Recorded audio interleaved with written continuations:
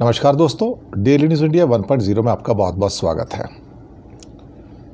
दोस्तों, अफ़गानिस्तान में जब से तालिबान का रिजीम आया है तब से दुनिया के करीब करीब किसी भी देश ने उसको मान्यता नहीं दी है, ना भारत ने ना किसी और देश ने। चीन ने भी नहीं दी है।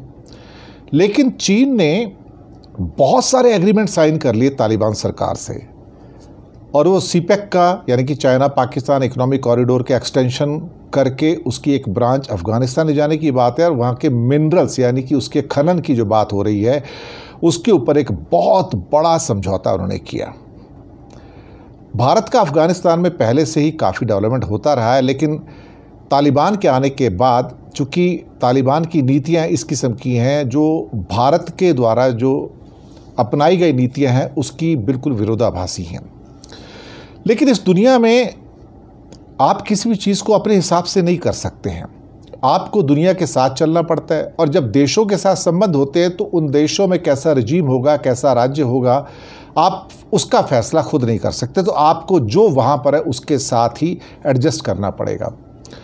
अब कमाल की बात है कि दुनिया के अधिकतर देशों ने, जो मेजर कंट्रीज़ हैं, उन्होंने अपनी एम्बेसीज़ वहाँ पर बंद कर दी थी।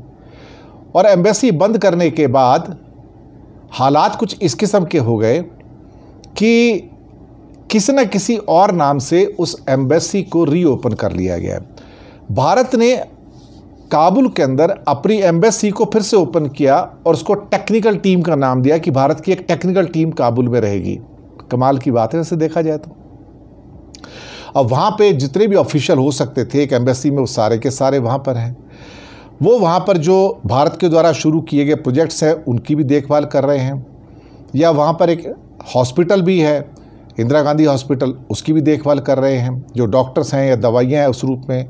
अफ़गानिस्तान को अनाज भी भारत ने काफ़ी भेजा है और लगातार भेजता रहता है। उसकी डिक्लेरेशन नहीं होती, वो ठीक भी है, एक किस्म से कहा जाए तो वो पॉसिबल भी है।